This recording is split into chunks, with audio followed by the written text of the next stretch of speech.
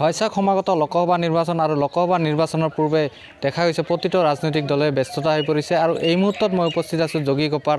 মালেগড় তিনকুণীয়াত আৰু মালেগড় তিনকুণীয়াত দেখা গৈছে বছৰ বছৰ ধৰি গৰাখহনীয়াত তাণ্ডৱ চলাই থকা পৰিলক্ষিত হৈছে কিন্তু এইসকল লোকৰ কিন্তু এটা সময়ত নিৰ্বাচনৰ সময়ত কিন্তু এইসকল ৰাজনৈতিক নেতাই কিন্তু নিজৰ গাদী দখল কৰিছিল কিন্তু বৰ্তমান কিন্তু এইসকল লোকৰ কিন্তু সমস্যাৰ কিন্তু কোনো ধৰণৰ খবৰ লোৱা পৰিলক্ষিত হোৱা নাই মই স্থানীয় এগৰাকী লগ আছে তেওঁৰ পৰা কিছু কথা জানিম তাৰ পূৰ্বে দেখুৱাম যে এনেদৰে এটা ঘৰ যি ঘৰটা যিকোনো মুহূৰ্ততে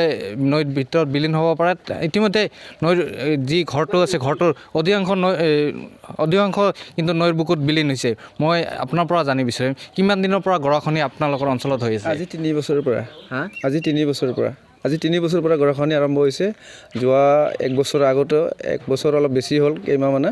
আমাৰ মুখ্যমন্ত্ৰী ডাঙৰীয়া ইয়ালৈ আহি পাইছিলে আমাৰ তিনকুণীয়া পাৰ্টনত আহি পাইছিলে তেখেতে বৰ আশা দিছিলে যে আমাক তোমালোকৰ চিন্তা কৰিব নালাগে তোমালোকে এটা প্ৰটেকশ্যনৰ কাৰণে এটা গাইডলাইন পাবা সেই আশাৰে ইমান দিন বাঢ়িছিলোঁ কিন্তু এতিয়ালৈ কোনো আশাই ৰৈ গ'ল কিন্তু এতিয়ালৈ কোনো সুবিধা নাই সাংসদ কোন আছিল সাংসদ আব্দুল খালেক ডাঙৰীয়া আছিল কোন দলৰ কংগ্ৰেছ দলৰ আছিলে পিছে মানে নিৰ্বাচনৰ সময়ত আহিছিল আপোনালোকে ইয়াত নিৰ্বাচন সময়ত আহিছিল তাৰপিছত আৰু সেইটো ভোটকেইটা নিয়াৰ পিছত আৰু মানে কামটো সমাধা হৈ গৈছে তেতিয়া আৰু কিয় আহিব এতিয়া গৰীব মানুহ কিহৰ কাৰণে আহিব এতিয়া গৰাখহনীয়াৰ কাৰণে আহিলেতো পইচাটো দিব লাগিল না স্কিম দিব লাগিল সময় লাগিল আমি এইটো লৈ এই গৰাখহনীয়াত তেতিয়া আমাৰ এই গোবিন্দপুৰ একমুখণ্ড তেতিয়া ভাঙাই নাছিল তেতিয়া আমি আমাৰ প্ৰদীপ চৰকাৰ ডাঙৰীয়া তেখেতৰ গৈছিলোঁ তেখেতে কৈছিল যে মই 1 কেজি নিমখৰ পইচা মই দিব নোৱাৰিম মই নিজে কৈছিলোঁ যে ছাৰ আপুনি এক কাম কৰক ডিচিৰ লগত বহক আপোনালোকৰ তৎকালীন কিবা এটা ফাণ্ড থাকে সেইটো ডিচিৰ লগত বহি পেলাই যদি আপোনাৰ কিবা এটা গাইডলাইনৰ প্ৰটেকশ্যনৰ কাৰণে কিবা এটা যদি সুবিধা কৰি দিব পাৰে কয় আমি 1 কেজি নিমখৰ পইচা দিব নোৱাৰিম এনেকুৱাই কথা ক'লে আমাক প্ৰদীপ কুমাৰ চৰকাৰ ডাঙৰীয়া মই বিৰাট বেয়া পাইছোঁ সাংসদ আব্দুল খালেক আহিছিলে নাই ইয়াতে আহি পোৱা নাই তেখেতেতো ভোটকেইটা লিয়াৰ পিছত আজিলৈ আহি পোৱা নাই ইয়াতে চিনি পায় ইয়াৰ মানুহখিনি আমি চিনি পাওঁ আব্দুল খালেক চিনি পাওঁ বাতৰি চাতৰি দেখা পাওঁ আৰু বেলেগ আৰু ইয়ালৈ আহি পোৱা নাই কেতিয়াও আহি পোৱা নাই ইয়াতে বিশেষকৈ সংখ্যালঘুৰ নেতা বুলি কয় আব্দুল খালেক সংখ্যালঘু এই তেখেতে ভাষণে দিব পাৰে কিন্তু কামত নাই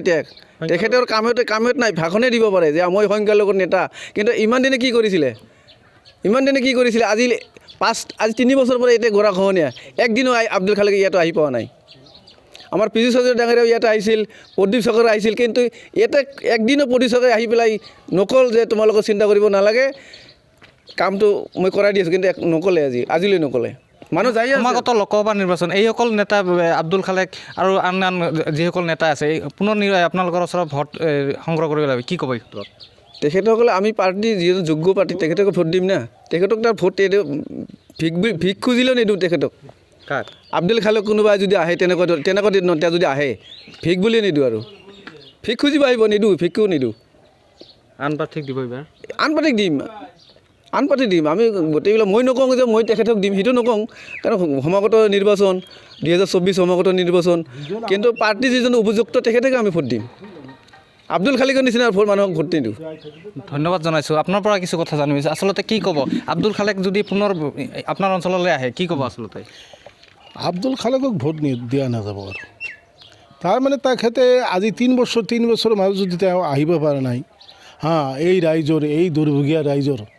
আমাৰ এই গাঁওখনৰ মাজত চাওক একটা চাকৰি বাকৰি নাই এই 2-3টা গাঁৱৰ তথাপি তেওঁ আহিব পৰা নাই এটা MP হৈ ইলেকশ্যনৰ সময়ততো তেওঁ আহিছিল কিন্তু আৰু বাকী সময় অহা নাই প্ৰদীপ চৰকাৰো অহা নাই আচ্ছা আপোনালোকৰ অঞ্চলত কিমান লোকে ক্ষতিগ্ৰস্ত হৈছে গৰাখহনীয়াত প্ৰায় 200 ঘৰ এইসকল লোকে বৰ্তমান ক'ত আছে আছে এই গাঁওখনতে আছে কাবাই পাচিলাত আছে কাবাই হয়তো মামাৰ ঘৰত গৈছে কাবাই শ্বশুৰ ঘৰত গৈছে এনেকৈ আছে আৰু ক'ত যাব আৰু পইচা নাই কাবাই কিনছেও হয়তো যাৰ 2-1 পইচা আছে কিনছে আমাৰ নাই আমি এনেকৈ আছোঁ আমিও খানি নিছোঁ মাটি ধন্যবাদ জনাইছোঁ দেখা গৈছে যে লোকসভা নিৰ্বাচনৰ পূৰ্বে